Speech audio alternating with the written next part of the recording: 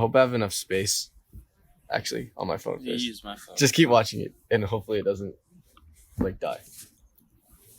What's up, everybody? Welcome back to Sneak Speak. I'm Mateo. It's Mason. It's Manib. And today we have a special guest who reached out to us through Instagram. Actually, I reached out to him, but he gave us good feedback on our first couple episodes. Yeah. On Instagram, he's known as NV Thrifts with 3 Z's. Yes, sir. Juan, say what's up. What's up? So my name is Juan. I'm gonna be a third year at Cal Poly San Luis Obispo, and yeah, it's a pleasure to be here. So thank you. Yep. Always looking to have new people on here. I actually have never seen Juan's face before 5 minutes ago, so I want to get to know him just a little bit. Or his name. Yeah, I didn't even know his name. So what got you into shoes and what got you into reselling? So I guess when I was growing up, I was living with my grandma for a while, and so just seeing all my uncles just wear the shoes, the Cortezes, the Air Forces, that kind of got me into the game because I was like, ooh, like Air Forces are clean. Like personally to me, I think Air Forces are one of the best shoes of all time because they can go with anything. They're just all white. You can get them in black too. I don't know if you want to because it's a meme, but I mean, they're pretty cool too. So I guess that kind of got me into the game. And then for reselling, over the years, I've grown a lot. Like I've gotten a lot taller. So I've left a lot of clothes behind. So I was like, why not create a page on Instagram to sell all my stuff, including shoes and clothes and sell it for the low, so people could use it. Yeah. Yeah. So I'm assuming Juan's MV in MV Thrift stands for Mountain View. He said he went to Los Altos High School, which is pretty close to us. So we're all local boys out here. Your page is decently new, isn't it? I think I found it like not too long ago. Yeah, it's like I started last year. Because I have a boy in San Luis Obispo who has a page like that. And he kind of inspired me to start it. His name is Juke Life. I don't know if you guys know him. But he sells a lot of cool shit too. And so I just decided to start mine last year. And so it's kind of new, but I'm trying to grow it this summer just because we have a lot of time and we're in quarantine and stuff. Do you have a partner in this? Do you have a guy that runs it with you? Yeah, his name is Brian Mendoza. He can't be on the podcast today because he's working, but he helps me a lot too. Yeah, that's nice. Always good to have a partner. I don't think you can do this it's hard to do this by yourself, which is why I got these guys with me. Yeah. Again, we're missing Matt and Nico. They don't sell as much as we do, but they're nice to have on the team. But they're more behind the scenes. Yeah, that's a good way to put it. It's cool to have like a second opinion, third opinion, even if you have like 4 people, Yeah, which is why we wanted to get another guest on the show. We just want to get more and more. So if you guys want to get on here, make sure you DM us. We'll get that sorted out, and make sure you follow MV Thrifts. With 3 Z's. With 3 Z's. Make sure you guys follow them. We've gotten a couple DMs, so thank you to everybody that reached out. We have a short list, and we're recording a podcast about once a week. So if you're on the list and we haven't gotten to you yet, we're going to reach out to you soon. Today, I want to talk about, I have a couple of debates I want to talk about having to do with, like, it's kind of like markups when you already know that you have a buyer. So if somebody asks you to source a shoe for them, or if your friend just like, hey, can you get these for me? Or, stuff like that. Not so much like I'm going to buy these and like, I don't know who I'm going to sell to yet. And then we haven't really talked about what exactly Eminem means and how we got there. So I want to talk about, just kind of explain what our name means. And then MV Thrifts, Juan actually submitted a few questions and I liked all of them. So I want to try to answer his. And if we can get to it, I want to answer some other questions too. And then as always, we have some sleepers and some investment opportunities that I want to talk about. So let's start with some debate. So the question that I wrote down is having to do with sourcing / middleman / what I call selling in negative time. So however you want to phrase it. I would say sourcing is like, if somebody texts me, say, hey, can you keep an eye out for like a size 9 off-white, like Air Max or something? That just came into my head, but I realized that Roy actually asked me to do that yesterday.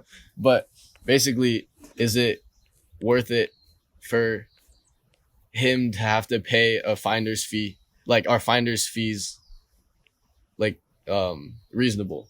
Middleman would be like if somebody is uncomfortable with selling it and then they give it to me and then I give it to the buyer, and then selling in negative time is kind of like sourcing, but it's also like it's more like you pay ahead of time, like I'm gonna find it, so you give me the cash ahead of time.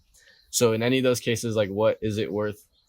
Like when is it more reasonable to pay an extra fee to cover the work that we would be putting in? I'll start with this one. I think for middleman, if like one of our friends asked us to sell one of the shoes for him, and at this point we're not like insanely huge account, so it's not like it's not that hard for us. Why we could easily post it, just let it sit on our account. But I think at that point it's fine just to do that, and then like we could take care of the messages for them, talking to people and asking what they want to sell for. But I think if we're looking for them and constantly looking for them, like I said, maybe when we're as of now, like when we have time, we could continue to do it for free for our friends. But maybe like down the line, when we start growing and we have a lot more on our plate, we could do a flat fee for sourcing or a flat fee for like middleman work. Like if you want to post on our account, pay us like $15 flat fee, or we take a flat fee of like 5% of what you sell it for. Something like that. So along the line that our time is actually worth money. We're making money off that. Yeah. Yeah. I agree with that too. I've actually done that in the past. A lot of my boys, they hit me up and they're like, "Oh, can you sell this for me?" And I don't really mind because my page is fairly new, so I don't have too many followers. So I guess I don't really mind. So I just post it on my page and let it sit there. But then again, like you were talking about the fees, sometimes I feel uncomfortable asking them if they could pay me because they're my friends. It's just like, you're my friend. Why am I gonna charge you? And it's like, I'll just sell it for you. And that's what you got to think about too sometimes. Yeah. What I've done recently is more like, if they're gonna ask me to source a shoe for them, like I'll do it. It's not that big a deal. Like if I find it's on someone's story, and then I'll just like send it your way, and if you want to go through with it, and then I just kind of leave it at like because most of the time people will like offer like, I'll give you like an extra $10 to $20 if you can find these, because they're like pretty hard to find or whatever. But I'll just kind of leave it up to them. Like if they want to add it, then I'll appreciate it, and if they don't, I'm not gonna be salty. And a lot of times I'll just like even refuse that they add an extra little bit. But like I'll be more like, I'll be less insistent to not take it, like not take their money if I find it and then I DM you like, look, like you should go buy it, and then they're like, I don't want to buy it, like I'm kind of sketched out by Instagram buying, like can you do it for me? Then it's like I'm spending a lot more of my time. But I'm not like too picky about like, well, I'm not gonna do it if I'm not gonna make any extra money on it or anything. It's just like interesting. Well, I feel like if you're selling as a middleman, I mean, what we're discussing right now sounds a lot like consignment. Yeah. And we've done some consignment before, and sometimes we charge a fee, and sometimes that turns people away. Sometimes it doesn't, which is fine. It's ultimately your choice, but I feel like consignment isn't a bad option because it's a win-win for us. Because, it's not a lot of work for us if you take the pictures and we just post it, but it's also, you're still using our platform. True. So, but I don't mind doing that. I think also, I don't like charging people for finding shoes for them, Like, if someone says, I want this pair, I'm going to keep my eye out for them, but I'm not going to go out of my way to find it and charge them. I'm just going to let them know if I find it, The problem that I have though is like a lot of people, like, there's people that I know personally that'll be like, hey, can you find this for me? But then there's like a lot of people that I don't know that slide in our DMs and like, can you like keep an eye out for this? Yeah. And I have no problem, but at a certain point, there's just too many to keep track of, and it's like hard for me to remember. Yeah. So like, to be like, if you DM me like if I have like Bread 11s and then you're like, oh, do you have it in 8? But I don't have it in 8, so like, oh, can you keep an eye out for me? I'm like, yeah, I'll add it to the list, but like there's a lot on that list right now, and it's like it's not really a priority for me, unfortunately. But if I see it and I remember it, I'll send it your way. But it's like it's just getting hard to keep track of everyone's requests. Again, I don't have a problem I don't want to seem like, stop sending us like requests, but like, don't get mad if I can't find it for you. We're always open to other people DMing us, but it's gonna be hard to keep track of that all. But I feel like the only time I would charge someone for something like that is when it would be like a proxy or pre-order. Yeah.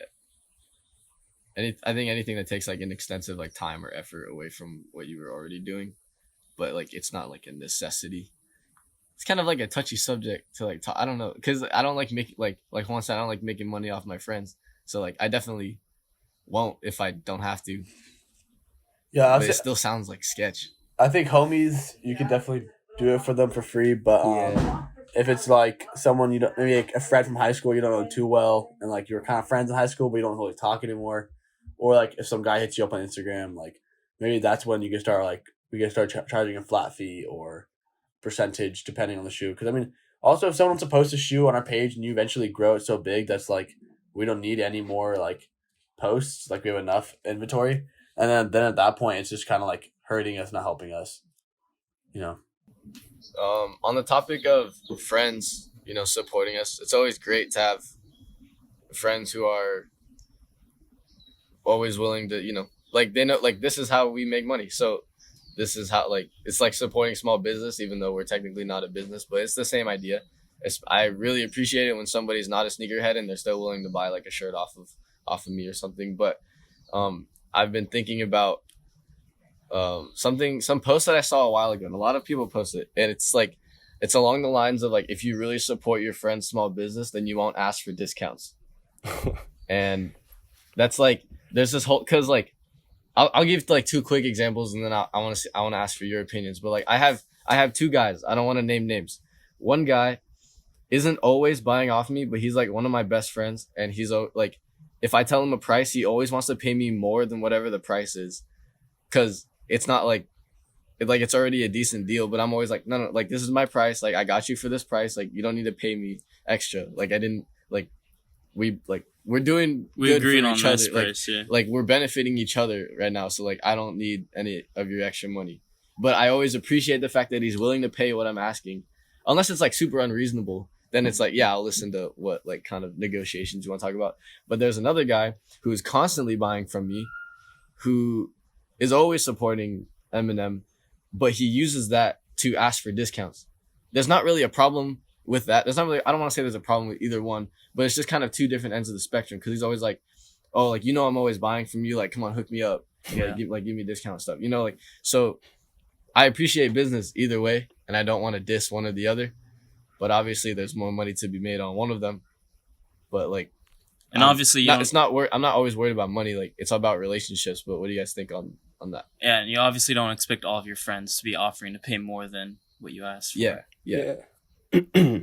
Well, totally open to negotiations all the time. But in my opinion, every time I post something on my page and then someone hits me up, someone swipes up asking me if they can buy it, I'm always in my mind, I'm like, oh, I'm hoping this is not my friend, because a lot of my friends, when they buy stuff, they ask me, oh, like, you're not gonna hook it up, like, I'm your boy. And I'm like, well, this is my way of making money, so like, yeah, if you want to support me, then you're gonna pay the price that I'm telling you, and that's it. Like, you feel me? Like, I get that you're my friend, but this is how I make money. I'm not gonna downplay my product just because you're my friend, Like, you're supposed to support me either way.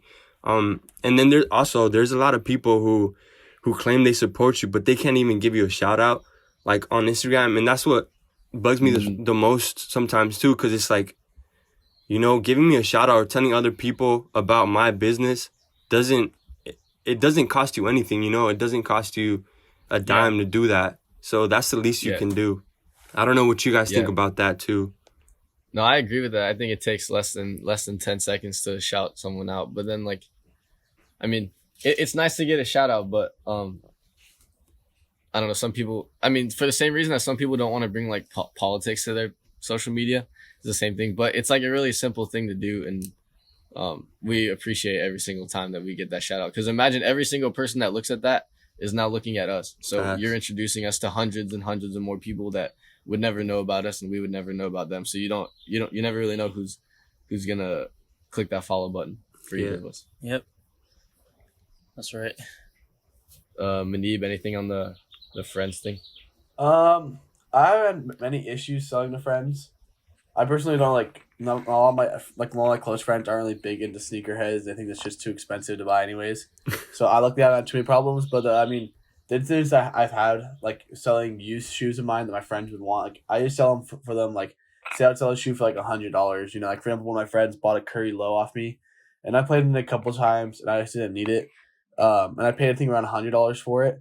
I just like sold it to him for like I don't know, like $60. Like I probably would have sold it for 70, 80 because it's literally damn near brand new. But I was like, he wants it. He's gonna use it more than I am. Like just take it off my hands, you know, stuff like that. But for the most part, I think it is hard to sell to your friends. Like I'm starting a clothing brand. It's called Ferda Clothing. If you want to look on Instagram, ferda.clothing. But all my friends are already like, oh, you're my boy, so you're gonna hook up shirts for free. I'm like you know, it's gonna cost me this much to make the shirt ready, and I'm like, I'm not making a ton of shirts. Like it's gonna be kind of limited, so like, it's literally gonna be like $25 a shirt. You can't support, like you said, you can't just support your homie for like a little month, like not expensive, just to help them out get their business off the ground, like a side hustle, you know. So I think like kind of. Oh, go ahead. I'll just say I think like. If it's like if you're giving them a fair price, they shouldn't argue, especially. Yeah. But I think if it's like it's expensive as hell, and you can give them like a little like discount just because they are like one of your boys. Yeah, for sure. Yeah. And it's not to play like hardball, like what Juan was saying earlier. Is like I don't want to butcher my prices too much just to hook you up, but like it's not to play hardball. But it's like for Instagram resellers, I feel like our prices are pretty much always fair because we can't charge what StockX and GOAT are charging because we don't have that reputation. We have to beat the market in order to get our sales. So everything's already at or under market, which is already fair. If it's over market and you know that, then talk to me and I'll lower the price for you. But most of the time, if it's like, if a friend wants a shoe, like I'll come to you with my discounted price for you. If it's not already low already, right. Like I'll drop $20 for you. And I'll tell you, like, yeah, like I'll drop a $20 fee, like, but don't ask me to go another $10 lower because, like, it's already, already so low. Like we're already gonna do our best to help our friends out. Yeah, and like, and then the t-shirts thing too is like, you can't like we're thinking about, well, we're in the process of making some Eminem t-shirts, and I like the idea for like supporters who aren't into sneakers or like the hype streetwear and everything, but they still want to support us, and it's like Manib said, like it takes money, and like obviously it takes money, but markups on t-shirts are not that big. So by giving you like it for free, I'm pretty much losing like the sale as a whole. Like I'm not getting these shirts for like $5. I'm not losing $5 on you. I'm losing a lot more. It just depends on how many we buy like at one time. But like if I give you one shirt for free, might not be a big deal. But if I give another shirt to somebody else, like it takes me to sell 5 shirts in order for me to give one away for free and break even. Yeah. So if everybody's asking for a free shirt, well, not just that. I mean, the time of like you putting into designing the shirt, because I know like I use Photoshop, so like I pay a monthly fee for that. Like then that's like true too. All the time you do putting into Photoshop is that you kind of want your money. Like, you're still basically breaking even off a small business like this because like the time you're putting into it doesn't like. You know, if you're working, you probably make more than the time me sitting for hours with Photoshop making designs for fun. You know, but I enjoy it, but still. Oh, big wasp again. Last episode, there's a big wasp. And it's still, there's 2. Okay, whatever. I'm going to try to ignore it. All right, let's hop into some Q&A. The boy Sam from Whittier messaged me, what does Eminem mean? Pretty simple. It was our senior year, and we were like small time selling, just like doing little things on OfferUp and like Let Go, and we were starting to get like a lot of products, so we're like, oh, we should just start an Instagram page. And it was me and Mason, Mateo and Mason. Eminem. And then Manib came later, like not too long later, just a couple months later, and then me and Mason were like, it would be nice to have a third guy. We were like on the fence. We didn't really know why we were on the fence. We're like, we can handle this with 2 guys. Like, do we need a third guy? But then we were like, his name starts with M. You can just bring him on. Yeah, I mean, then I had my own account at the time, but I mean, I just didn't I was like selling here and there, but I was more selling on StockX. It was just easy for me, quick flips, quick money, and their account was popping off. I didn't put enough time in my account at the time pop off, so I don't know if you came to me or I came to you, but it worked out fine. It was like a semi-mutual thing. Yeah, we had class together. But, I think. Yeah, we went to class together. I think we had science. We had apes. Shout out to Blob, Mr. Lodgeslogger. And then Matt came in. Matt's more of like an investor guy. He doesn't like. He's like strictly cash. He doesn't really resell too much. But he came to us. He's like, dude, I see what you're doing. Like, I want a piece of it. He's like basically like our financial advisor, kind of. Yeah. And I went to Mason. I was like, name starts with M. Yeah, I know. I remember. I said, as long as his name starts with an M, I'm down. And then my cousin Nico started getting into reselling a little bit. He was like, he doesn't resell that much, but what he gets is crazy. When the Sakai's dropped, like the original, like the first release of the Sakai, or was it? No, it was the one where they released the pink one and the white one and the black one for the waffles. And he got dubs on all three on sneakers. And then he hit a raffle for the Travis Dunks. He got another, I forgot what else. He got another like really, really hot shoe. But he just gets lucky like all the time. And he wanted to start an Instagram page. And I was like, you can just like join with us because it's not like he's going to take it over. Like he still does it like here and there. But he has some really nice items that I wanted on our page. And his name doesn't start with M, but it started with N. So he can be the N in the M&M. I don't know. It just works out. Like, you don't, okay, like you don't have to be, you know, your name doesn't have to start with an M or an N to join our team, but that's just how we got started. I think also we didn't want to have like a basic, or like we want to have a unique name, you know, that people could remember us by. Yeah. There's a lot of 408 sneakers or like 516. Yeah. I mean, there's nothing wrong with that, but like that, it's not gonna, I wouldn't advise that if you're starting a new page, you know? Yeah, you need something to stand out a little bit more. I feel like M&M is cool because it's we're kind of making it into a brand.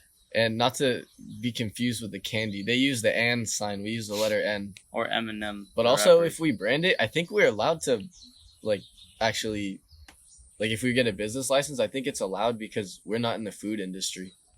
Like, I think it's okay if they're in a different... I have to look it up. I have no clue. More. But I've been thinking about that.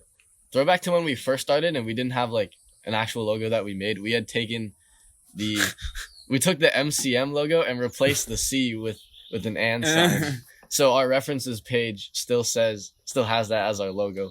But then we were like, no, if we ever get like decently big, like we're blatantly using their money and they're going to sue us and like everything that we have. And so we decided to change it. And then shout out to Danny Scahill who designed our logo. I went to him right after Kobe had passed away, so that was like really fresh in my mind. So our logo is resemblant of a Lakers jersey with the mesh in the background and then the gold and purple lining. If you look really closely, there's like stitching, but it's kind of hard to see from the profile pic. But there's like stitching around the letters too, which I like as a cool detail. Hopping into MV Thrifts questions. I liked all of these. Let's start with the grails. I feel like that one's a quick one. He asked like, what are your grails? For me, it's like, I feel like it's cliche, but I'm a big movie person. Movie person. I already know what you're going to say. My grail is the... What is it? Nike Mags. Yeah. Got to. It has to be the Nike Mags. There's like... They're just like too iconic. They're just like too iconic in movie culture. Those and Toy Story is my favorite Disney movie. And so I have the Buzz Lightyear Toy Story old schools and I need the Woody ones.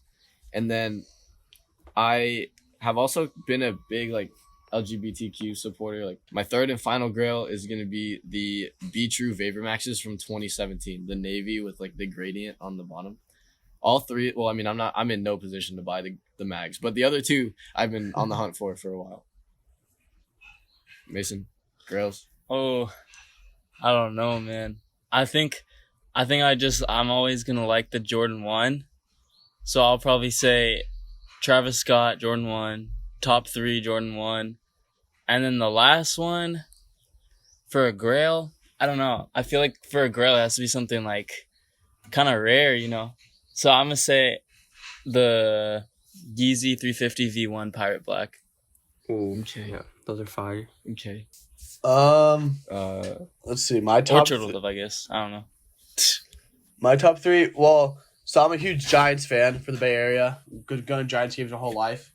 I've always wanted the first Shire backboards. When I heard they're coming out, they're always just a little too expensive because, you know, the quality and the leather and the hype on them. Yeah. So when the second Jordan backboard came out, 2.0s, I hopped on and I got one for a little over retail. And then I kept them for years, never wore them. They're just my grill. They sat on top of all my sneakers. Like, I just loved them so much.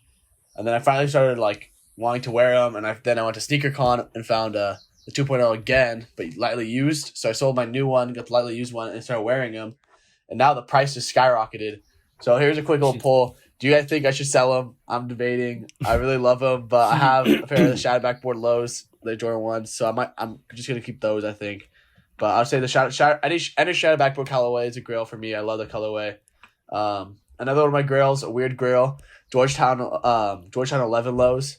I'm also a huge Dallas Cowboys fan, and those are like one of the only. Those are one of the only Jordan kind of Cowboys colorways. So whenever I go to Cowboys games, those are my signature shoe. I always wear them to Cowboys games. So I really love those. They're not very hyped, but I think they're just dope shoes. And a third grail. Honestly, I don't even know. I'd probably say the Yeezy 350 Turtle Doves, because when the Yeezys first started coming out, I was legit about to buy a pair of Turtle Doves for like 350, 400, and this one started coming in the game, and I was like, damn, 350, 400 for a pair of shoes, that's expensive. And then I was like, I can't do that. And then all of a sudden I saw prices go up, and that's kind of when I started like getting more into the stock options of shoes and holding, because I realized there is hype in shoes. So I'd say those are my probably top three. Damn, why you gotta be a Cowboys fan, man? I hate the Cowboys. I get that a lot. All my friends hate the Cowboys. I shit on all the time when the Cowboys do bad. And then when the Cowboys do good, I'm a bandwagoner. I don't know. My dad's a huge Cowboys fan, so I grew up a Cowboys fan. For sure. Heartbreaking lifestyle, but it's whatever. Yeah. And I feel you about the heartbreaking lifestyle. I'm a Raiders fan, so I mean, we're not any better. But for me, top three, I gotta say, probably the Jordan 11, the OVO snakeskins. I don't know if you guys seen those. But those are fire. I've always been a big Drake fan, so yeah. I mean, just having that shoe, I feel like it's dope. Because I really like the 11s. I feel like it's just a sick silhouette. My second one, I gotta say the Travis Scott 4s, the Friends and Family pack, the purple ones. I feel like those are so fire. Like, purple is just a cool color to me. And then just like an all-around purple shoe, it's hella hard to execute, in my opinion. And I feel like they did it well with, the black and the gray. And, I mean, they're super rare. I don't think I'd ever get them, but they're just up there in my list. And I also like the Red Octobers because, I don't know, they're just, iconic. Oh, yeah. And the red just, now. Yeah. And then they're just like, they're hella flashy, but I don't know, I really like them. Yeah. I remember Goat had a VR thing, and they let you can try on you remember this? Yeah. The Friends and Family Travis Scott 4s. And I taking a picture. I taken a screenshot through Goat, and I posted it on my Snapchat, and I was like, new personals just came in. They're like, I don't know, what are they, like 25K or like 18K? I don't even know what they're at. They're expensive. I don't know anymore. Bro, if you have them and you're wearing them, you're dumb if you have them and you're wearing them. Sell would you guys wear your grails if you ever got them? Like, dude, I mean, it depends. I need to have two pairs. Yeah, it depends what shoe it is. If it's worth like thousands of dollars, hell no, I ain't wearing that shit. I'm either gonna sell it or it's gonna sit in a glass case. But I mean, if it's like only a couple $100 and like for example, like one of my other grails, but like not really anymore. But it was like the Travis Scott Air Force Ones. I just love the removable swooshes, and all the swooshes were fire. And I wore those hella, and then all of a sudden the price goes up, and it's like I feel bad wearing those now because like I'm like I could be making so much money off them. Why would I not? So in that case, if I can make money off it, why not make money? They're just a pair of fucking shoes. You could the money's worth more. That's facts. I like making myself feel better by saying like I can wear it and I can always sell it later for even more than I bought, even after wearing it. Yeah, that's if you take good care of them though, because a lot of people just don't take care of their shoes. Yeah, exactly. One of my all-time favorite shoe was not even on my grail list, but it's only because I have it, and I feel like now that I have it, it's like not a grail anymore. But I don't want to diss on it. But it's the Kobe 9 Elite What The, and like I've always been a huge Kobe fan. I've always been a huge Kobe collector, and I love playing basketball. So it's like the best. It's like my favorite color scheme on, in my opinion, the best performing basketball model, and I get to play in it. But like, I would need to have a new pair to put it on display. Like, I don't want to put my used pair on display, but like, that's why, like, if you're talking about, like, would you wear them? Like, I bought them used, so it was easy to wear. I don't like wearing dead stock shoes. No. Because I don't like undead stock. I don't like unde-essing them. It's just, like, not. No. It hurts. Because it's, like, the second they touch the ground, it's like, all right, there goes $200. Yeah. Like, that's facts. But, yeah. So those are our grails. Let us know in the DMs what your grails are. If you DM me or MV Thrifts, Thrift ZZZ, what your grails are, then we'll know that you reached this far in the podcast, and we'll appreciate you. So yeah, let us know what your grails are. Another question that he had, that Juan had, was, what are our thoughts on the SB waves? I'll let you talk about what your thoughts on it first. I think they're ugly. I was never into skating, first of all, so I don't really know the history behind it. But I don't know. I think the shoe is just fat and it's chunky, and it reminds me of the Jordan 1 Low. And no disrespect to anyone, but the Jordan Lows, I don't know. I don't think I'd ever wear them, you know? It's just like, if you can have a high, why not have a high? You feel me? But I don't know. I also think actually that they're pretty good for the reselling community, because retail price is $100 and they're going for like $250, $280 resale. So you're making so much more profit if you buy SBs, you know, and decide to resell it. That's just what I think. Yeah, I personally think they're pretty clean. I don't own any, but I remember when I was first getting into this shoe game, I was always mixing up the Jordan 1s and the SBs, like Jordan 1 lows with the dunk lows, and Jordan 1 highs with the dunk highs. And you said like you would never wear a low, like why not just take the high if it was you? Me personally, I'm a small, scrawny, skinny dude. I don't look good in bulky shoes. I don't look good in high top shoes. So what I'm rocking all the time is like Ultra Boost and Vans and stuff. So if I had an SB, I would have to go with the low top. But I just think that the reason like Jordan 1s and SBs are so popular in general is because it's like such a simple silhouette with like so many opportunities for like color blocking. Like you can just make like anything out of it. Like we've seen the Chunky Dunkies are crazy. We've seen the Strange Loves obviously are crazy. But then like you have the simple things like the collections that they're coming out where they're like university colors, like the Kentuckys, the Syracuses, the University Reds that are going to come out. Even when you double color block it, like the Brazils, like it's so easy to make a really basic shoe. And especially with the wave, like everybody loves them. And like if you do the same thing with a Jordan 1 high, like it's the same thing. Like you come out with any two colors and you put it on a Jordan 1, it'll sell out. And I feel like it's easy because it's wearable. And then you start like tacking on the low retail price on it. I don't know why all of a sudden, like in the past few months, it's been a big thing. But I don't think that they're I personally don't think they're a bad looking shoe. I think it all started when Travis, released that one collab with Nike. Or he wore the pink and brown ones. Oh, yeah. I seen that picture too. I feel like it was going a little bit before that though. I'm trying to think back. I feel like it was going up a little. Like before, like even before the Travis. There was still before that. There's people were about the chicken waffles and stuff. I was gonna say that too. Like as an honorable mention for the grails, like the chicken and waffles. Dude, dunks, the syrup dripping. Those didn't go anywhere at first. You could like I remember I was like I saw them and like, oh, you could cop those if you want to, and then I mean personally like I might as well just go into it. I'm 6 foot, size 12, so I'm not the tallest guy. I'm like average, like 6 foot, but size 12 make my feet look huge when I wear like shoes like that are fat, like SBs or whatever. But when I was younger, I used to actually have a couple pair of SBs. I never skated, but I always just liked the shoes. I had a pair of like red suede ones. I had a pair of like I think brown and white ones, some ugly ass colorways. But I always just wore Nikes, so I had a pair and I always like looked up to them. But I don't know. Once my feet got big, I stopped wearing them. I kind of left them in the dust. So I would say I can see why people like them. And it's like if you're wearing size 9, size 8, size 10, like I think you could pull them off.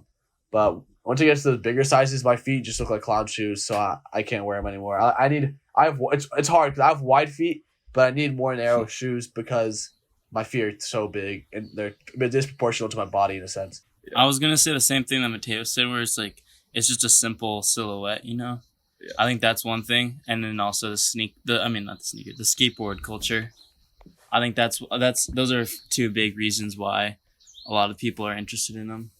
Yeah, you start to take two really big cultures of like hip hop side of it, like the street side of it, with the skateboarders. Right. And so you have like the SBs with the fat tongues, or like the not so fat tongues, or like different materials. Yeah. And people are always looking for these crazy shoes, and SBs are always the shoes to get the crazy colorways and the crazy details and everything. Thinking back, I was just trying to think in my head, like, when did this start like popping off, like in your face, kind of like popping off? And the oldest one that I can think of where everyone was starting to freak out a little bit was the Biotech Dunks. I think those were like November of 2019. Somewhere like around the end of 2019, because back then, like, I want to say that like they weren't going for over retail, but now they're like going for a good amount. But then they started to release like more hype dunks, like rumors of the Chunky Dunkies came out, rumors of the Strange Loves on Valentine's Day, all that stuff. And I think to add to it, I think the same shoes for the past like couple years have been coming out, the same models. I think it was due for a new model to come out, or I guess not new, but a new model to be hyped. Because, you know, for a while it was like Ultra Boost NMDs, and then Jordan 1s got a big hype, and like Jordans and Nike came back into the game with like Off-White and everything, and they kind of just took over again. But I think it was time for not necessarily a new silhouette of a shoe, but a different silhouette of shoe to get some hype. And people were just like always wanting a new silhouette, a new different like look on their feet. So like a new wave, kind of. Exactly. So I think it was a time for just like Nike did some good colorways. People like started remembered like some like, Travis Scott started wearing them. People saw some like oh shit, like there's some dope SBs like you can go find now. So like people started finding those and thrifting. People love thrifting, finding old shoes. So I think that also helped. They have some dope like really sick old colorways of the SBs, the Dunk. So yeah, I think the same is to be said about like the Air Force One. Like it's just a clean silhouette. Like you can wear with any. The most popular one is a triple white, and everybody loves it because you can wear it with anything. Mm-hmm. And I think in order for something to pop off in like the resale community, or at least like the secondhand market, it has to pop off in the general market first. So like if normal people don't like the Dunks or the Air Force Ones or the Air Jordan ones, then they're not gonna sell the hyped ones. Like if the brick ones aren't selling, then the hyped ones aren't selling. Because like we think of like all these Jordan 1 like bricks, they still sell because they go on sale and like people actually like how they look. Like just normal people that don't need to spend $250. But if like I'm trying to think like the 270s or like the random Air Maxes that like nobody's really loving, like it's a nice shoe, but like nobody's really loving them. So you can't start releasing like new colorways of the Air Max 270 and expect it to like sell out, you know? Yeah. Well, they mass produce too. They mass produce the 270? Yeah. Well, yeah. But also, I mean, the Air Forces are like one of the comfiest shoes out there too. I feel like that's another thing for me. Like just historically, there's just a lot of shoes that have just been around, like the Superstars, and then you have like the less bulkier version with the Stan Smiths. Mm-hmm. Yeah. So back to like I think where the hype came back. I'm like looking online right now, kind of like thinking about it. I think one of the shoes that helped was like last summer. I think it was the Lobsters that came out. Oh yeah. Oh, and people started like messing with those concept and stuff. Yeah, there's some hype on those Lobsters, and then also the Ray Guns, the white and black Ray Guns. I think those were one. Mason had pulled those up. Yeah, dude, I personally love the white pair. The black pair is added to me, but the white pair I think is so clean. But I wouldn't pay that much for them, and I would resell them, of course. But I think those are the two of the shoes that probably like started getting people back on the wave. Like, oh shoot, SBs are kind of sick. And then like you said, the Strange Love came out. Those got some hype. And just a bunch of other shoes started coming out that got hype. We were like, okay, maybe SBs actually are kind of sick. And then all the past colorways, like everything, just started getting resell. Yeah. So, I guess now that you guys are saying all this, bringing all these points up, I wouldn't wear the shoe personally, but I appreciate the history and the sneaker itself. I don't know if that makes sense. Yeah. No, yeah, it totally makes sense. Like I feel like in terms of the history, like if Run DMC didn't wear those Superstars, then Run DMC and the Superstars would be slightly like smaller. Mm-hmm. And like in today's world, like in the future, like if they didn't all like pose with wearing the tracksuits and the that actually makes a difference. Like that stuff actually makes a difference. Oh yeah. Like when MJ hits a certain shot in a certain game wearing a certain shoe, it makes a difference. Mm-hmm. We all know that, but for all the non-sneaker heads, like it for some reason it just makes a difference. It just introduces this nostalgic feeling into every single person that's into shoes, and you just want to. You feel like you're go like back them, to that you know? time. Yeah. Yeah.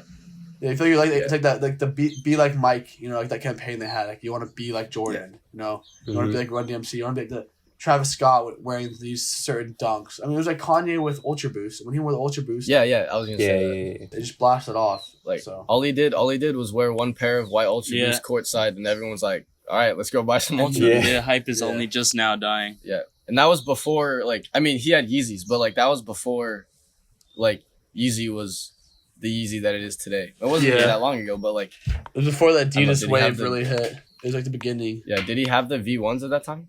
Or no? Yeah, I think he did. And they were like they're only reselling for $350, $400, I think. That's when they first kind of started signing with Adidas, and he was wearing their shoes more. Yeah. Honestly, that was like the beginning of like the reselling wave. Mm-hmm. I think it's so funny that you brought up the ray guns. I literally had that on my phone on StockX right now, ready to talk about it. I think that's it for the SB wave, unless anyone has any last opinions. But if not, last question that Juan asked was, what's the sneaker culture like at Slow? Because he said he goes to Slow, and he knows that Mason goes to Slow. And so I want to let you two talk about kind of like what you see in that, and then I can give my thoughts on Long Beach and Manib can give his thoughts on Santa Clara. Just really quickly, right off the top of my head, I already have a feeling that they're going to be very different. I don't know if like how much that we can talk about it, but I feel like these three colleges are pretty different from each other already, even though they're all in California. But True. How about you start? This question is more like directed for you, Mason. Okay.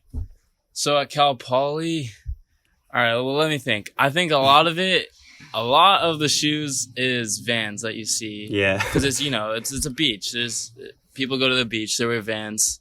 But I mean, I know my fair share of people there that have hype shoes, just because I feel like a lot of people from Cal Poly aren't actually from the area, because San Luis Obispo is so small.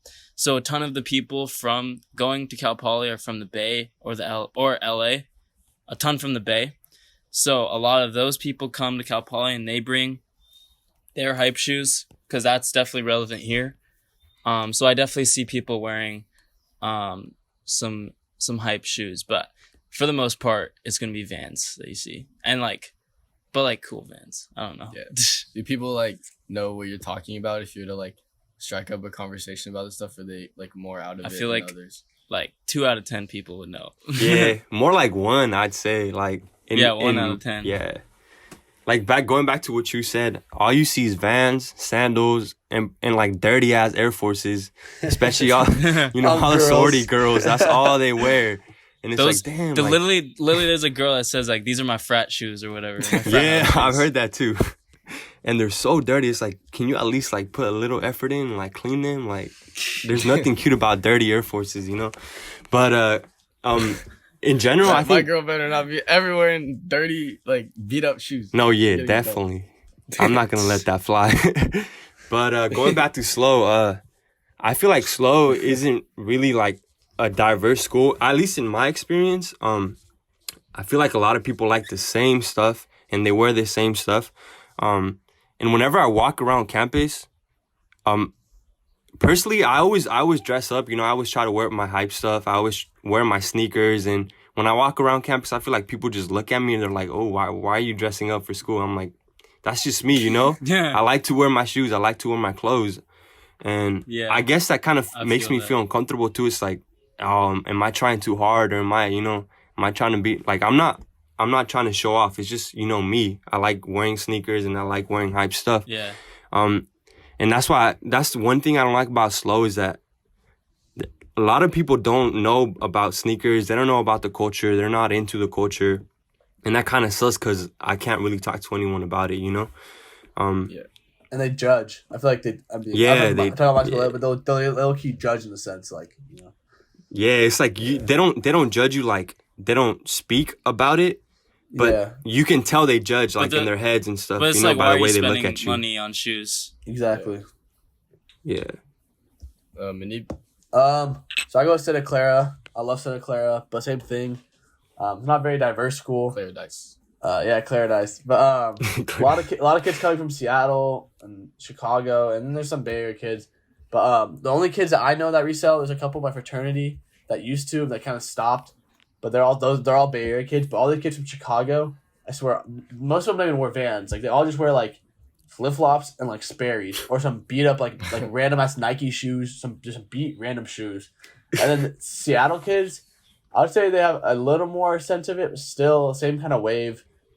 Sperry's, random ass Nikes, random ass Adidas, like random ass shoes, like nothing like a lot. I'd say a lot also like kind of like starting to wear white Air Forces, but yeah, there's not many kids. And I think the only kids I ever could talk to about sneakers was like I said, a couple of my fraternity, not many, like maybe like 2 or 3, and then whenever I wear Yeezys or Jordan 1s or even just Ultra Boost, people are like, oh, like what are those? Or like those are cool, like.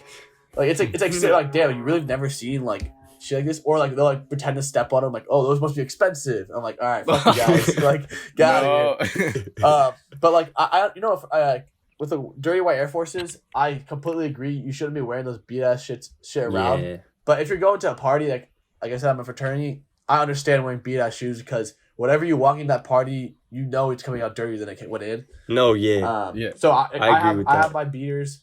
That I only wear to parties. Like I don't wear anything nice to parties. If you wear anything nice to parties, those are gonna get messed up. So, yeah. But there's not much culture at Santa Clara with sneakers. There's a few people here and there, a few wealthy kids that just like literally will just buy shoes like just for whatever the price is, which is kind of crazy.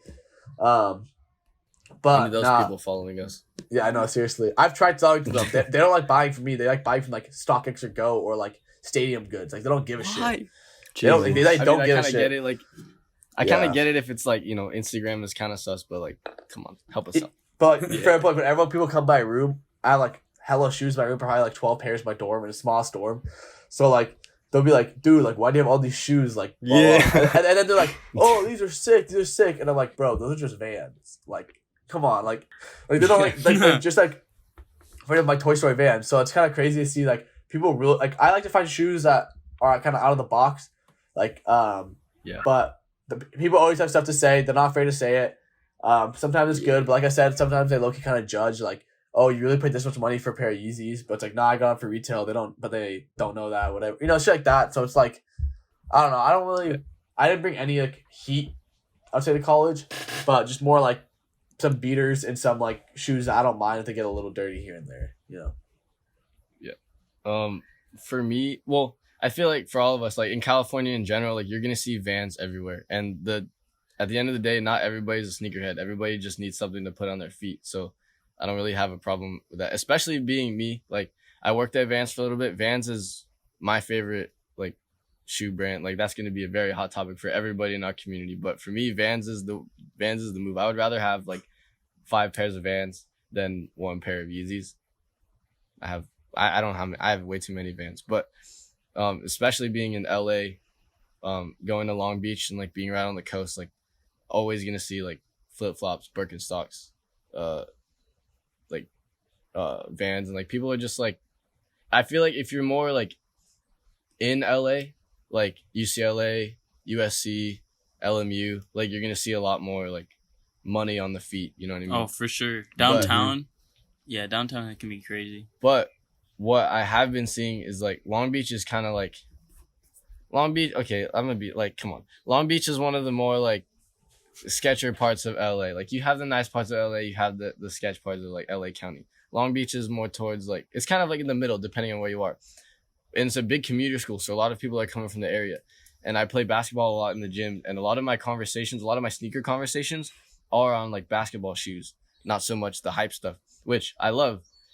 I love having those conversations too. But another thing that I'm seeing just like around campus in general is like the people that will buy like the old Jordans that are like used for like good price, for like steals, So like you see a lot of like the beat Jordan, like random like Jordan 12s, or like motorsport 4s, where like at one point they were just like, you see like a lot of the brick Jordans that are pretty nice to see on feet now, you know what I'm talking about? But like, you don't see a lot of hype. I get my fair share. Like it's LA. At the end of the day, it's LA. You see your fair share of like Travis Scott. No, I don't really see Travis Scott, but like Yeezy V2s and all that stuff. But it's like the same if you were to go to New York, like instead of Vans, it's like black Air Forces and Timberlands. Right. but like it's like that's just like the LA community that we have. It's kind of like the outskirts of, not outskirts, but like it's still LA County, but it's not Los Angeles. You know what I mean? And so like, you have that little influence. To me, you know what's funny? Like girls always try to like find, like I've so many girls hitting me up like, can you find me cool like this shoe? And they pull up a Jordan 1. Now you know the name. Because like girls are always trying to be different, but they all just follow the same wave.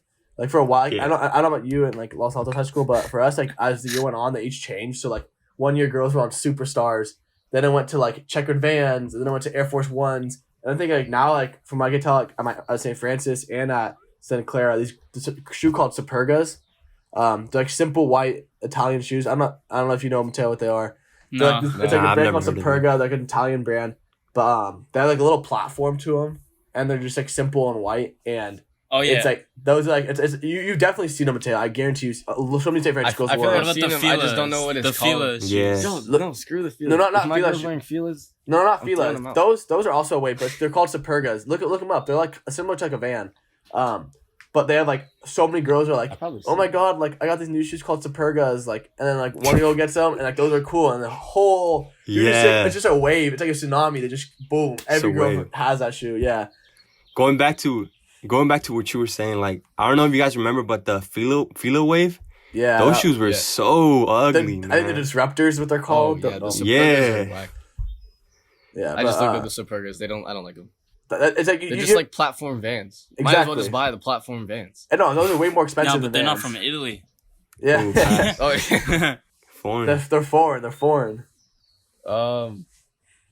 Anyone else on that college sneaker culture? I definitely find like I've definitely like found my fair share of sneakerheads, and like I like having conversations with them. But it's like it just kind of depends where you go. If you're like going to a college in the city, it's probably easier to find. Whereas like if you're going to somewhere a little bit more. Like, if the school's a budget school, then, like, you're probably going to have a hard time, like, finding... You know what I mean? Like, yes. like, why, like it's like for the same reason someone would be like, okay, why would you spend $250 on a pair of shoes? Might be the same, like, okay, why would you spend $50,000 on tuition when I can just go to a Cal State and pay, like, less than $7,000 a year? Yeah. Mm-hmm. If anything. Like, you know, I mean, there's financial aid factored into it, too, but, like, it still all plays a big part. But the thing is, there's so many people at colleges, there's also... that you can always find someone. Yeah, there's always gonna be somebody. It's just like how dense is that population, right? Yeah, and location, I think has to do with that. Like you can't go to like University of Wyoming. You're not gonna get the same ratio. No. Sorry, I always hate on Wyoming. I'm sorry. I just nothing wrong with Wyoming. What is there? Shout out to all our Wyoming listeners and fellow resellers in Wyoming. That must be hard, dude. Yeah. Like I talked to like some guys in Boise. Like reselling in Boise is hard. The Foot Lockers get like 8 pairs of it, like if anything. Yeah, but also like Wyoming, Kanye's bringing some hype to Wyoming. Yeah, he is. They're like bringing like all these rappers over there. It's like, what the hell is he finding? You know what? You do you, Kanye, but I don't know what the hell he's seeing in Wyoming. If you want to buy a nice ranch, you go like so many other places. But I don't know. Wyoming's kind of getting some hype. He had his what was it? That Bipolar album was released there. He had the listening party. Oh yeah. But I don't know. All right, we're kind of running short on time, so I want to go into this one good investment opportunity, and if we have time, we'll go backwards and we'll talk about a couple of sleepers. But the good investment opportunity I want to talk about, the tie-dye Jordan 1s. Oh, is there really much that needs to be said about those? Fire. What do you guys think about how they look aesthetically first? I think they're fire. I think they're gonna come out with you think they're gonna come out with more tie-dyes in different colors, or you think they're just gonna do like the one? Because I feel like if they do more tie-dye, like if they would do like, I don't know, I could see them riding that wave. Dude, like if they do more, then they're gonna run out. Then the blue ones are gonna shoot up in value, and the rest of them are because they're gonna be you're the just OGs. gonna overproduce it, and you're just gonna like. I would rather them just keep it at this one. See, I'm trying it's to find a pair we for were cheap. talking about. Oh, sorry. No, I was I'm trying to find. I'm not trying to pay $400. It's not the best investment to buy a shoe when it's at $400, especially because like maybe it'll go to $500-$600, but it's not the margin it going up is not high. But I think if they're releasing another colorway, the price will go up a lot more, and I think they could be a good investment just because tie-dye is a wave right now. Like that, like everyone in quarantine, everyone's been tie-dyeing. I know I tie-dyed hella shit just for fun. Like, Yeah, you can take like an old shirt and make it like completely new and sick. So I think that's a wave, and I think these will go up. And I'm trying to find a pair for the low under like resale value, so I can like hold. But I think that was I'm surprised Jordan hasn't been more tie-dye shit like before, like, or even Nike. They're, like those are sick. I messed them hella. Yeah. I think it's other similar. Than the ray guns, I can't really think of many. Well, I think it's the ray similar to guns the too. dunks, just like because it's a crazy colorway, just with crazy details. Yeah. And that's why a lot of people like the dunks.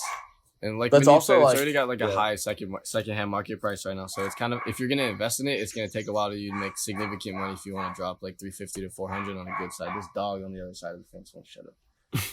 Juan, what do you think on them? I think they're nice.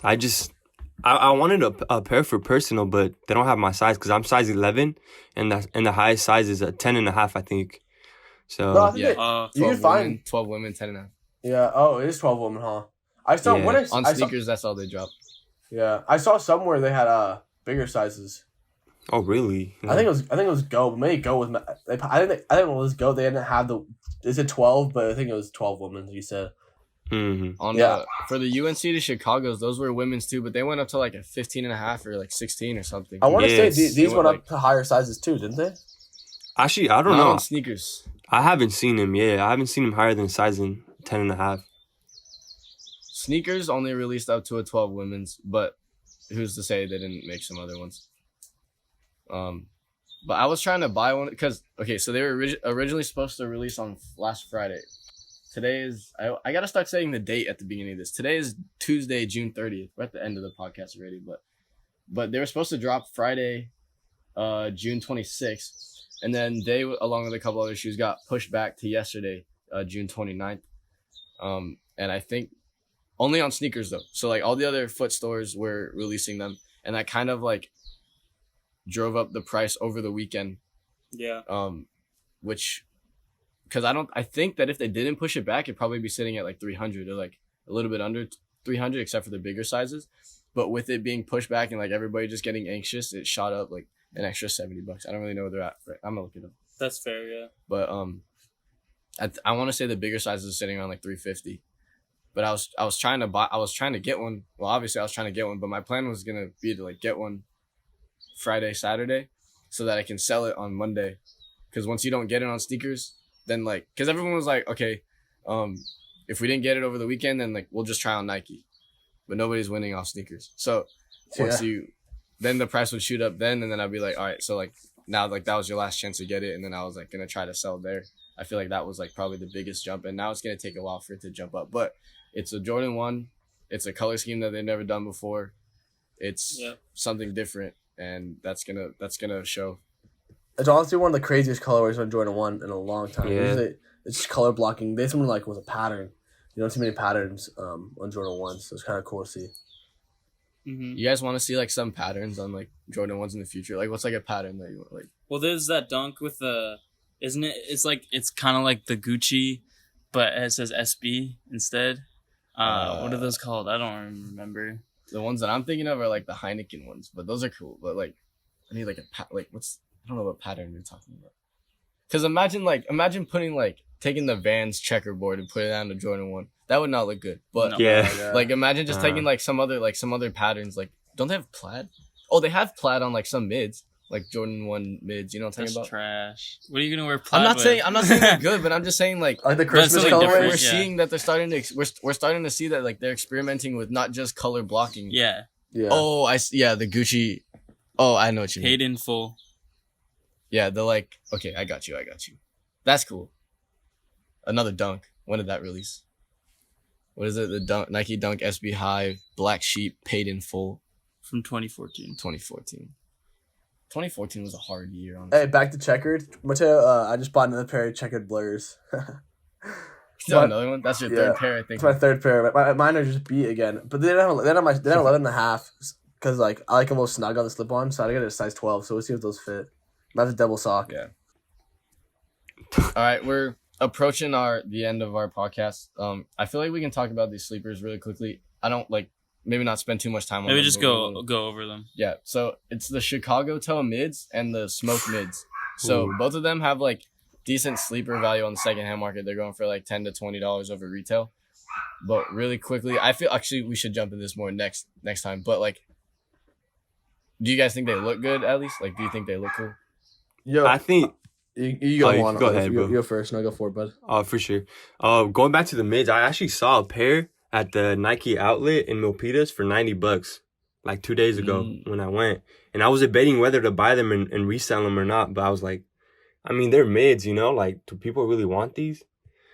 I think that people are starting to like be okay with wearing mids a little bit more, but that's a whole other thing. Oh, I saw all I was gonna say. Oh, that was it. Yeah. I mean, what were you gonna say? Yeah, I mean, I'm looking at them right now. My thinking is like, if you're gonna wear pants with them and you let the pants go over the top, anyways, no one's gonna know they're mids. That's true. That's true. Just putting it out there. I mean, like, if you, I mean, maybe the sneakerheads will know, but if you're just putting the pants over it, it's a clean colorway. And then I've seen a lot of heads cut the backing off, the top part, and make them into lows with a big tongue. And if you also did that, no one will know that you cut a mid, not a high. So it's like, I was always thinking about, if you can get, like you said, if I can get this for $90, I would do it right now. I mean, that's for a Nike Jordan 1, even if it's a mid, $90. I think it's a good deal for an OG, not OG colorway, but damn near OG colorway. A black toe. It's like Chicago toe, whatever they call it. So I would say I would be down, honestly, to cut those, make them the cool summer shoes.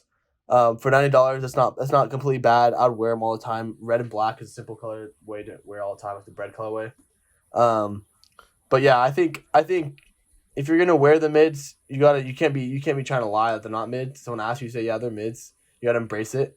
But I think especially if you're getting into the culture and you want a Chicago colorway, since those are like crazy expensive now, I would be fine with anyone wearing those. I wouldn't judge heavy. Yeah, I don't mind if you wear mids, but I think it's a nice like budget model if you don't want to pay for the highs, like we were talking about, like just the everyday consumer. Like, you really want to spend $170 retail for some Jordan 1 highs when the lows retail for $110, $115. Like, it's a nice cutoff for like not too much of a difference, to be honest. It's only for like the people that actually really know, like in this community, like what the difference is, and like I don't really mind. But what I really want to talk about next time is what Mason's been bringing to my attention about these Chicago toe mids. They're going for like 120 to 130. And people are on Instagram trying to sell them for like so high. Like, no, but they're They're the grade schools too. They're not even worth like any. They're not worth any more, and I don't understand it. So maybe I want to talk about that next time. People think they're gonna sell out. They think it's gonna be a good hold, especially for a mid. It's kind of a hot debate. But it is like a red and white and black colorway that everybody likes on Jordans. But I am curious why people are choosing 170 for their price right now. Yeah. So next week's episode, we'll try to do more research and we'll try to touch on that on next week's episode. But that's gonna wrap it up for today. Juan, you want to plug all your platforms one last time? Yeah. Let me pull them up because I don't want to make a mistake real quick. In the meantime, what should we have them say when they get to the end? Oh, this podcast. Just follow. If you follow MV Thrifts, then we know that you made it. And then tell him what you thought about his opinions on this podcast. And there you go. Yeah. So follow me at MV Thrift. And remember 3 Z's. All right. Yeah. And then you can follow us on, as always, M&M Resell on Instagram. Link is in the bio for the podcast. You've already been here, but link is in the bio for like our YouTube, our web shop. Stay tuned for t-shirts coming soon. I don't want to spoil too much, but I would really love to get those out soon. We just hit 2,300 followers, so thank you to everybody. That's a fat milestone. I think only 3 months ago we were at 1,500, and so 800 followers in 3 months. Yeah, shout out to you, Mateo. Mateo, you've been grinding. Yeah, that's fire, bro. Yeah, shout out for shout outs actually work. Just strategize when and with who, and they work. So I'm saying shout out to you for doing all those. You've been growing the page hella. Yeah. Wouldn't be here without all our supporters. So thank you to everybody. So signing off, Mateo. I'm Mateo. I'm gonna cut that out. Hold on, let me start over. Nah, you're not cutting that out. Signing off, I'm Mateo. I'm Mason. I'm Anib. I'm Juan. And thank you guys for listening. We appreciate you. Stay safe.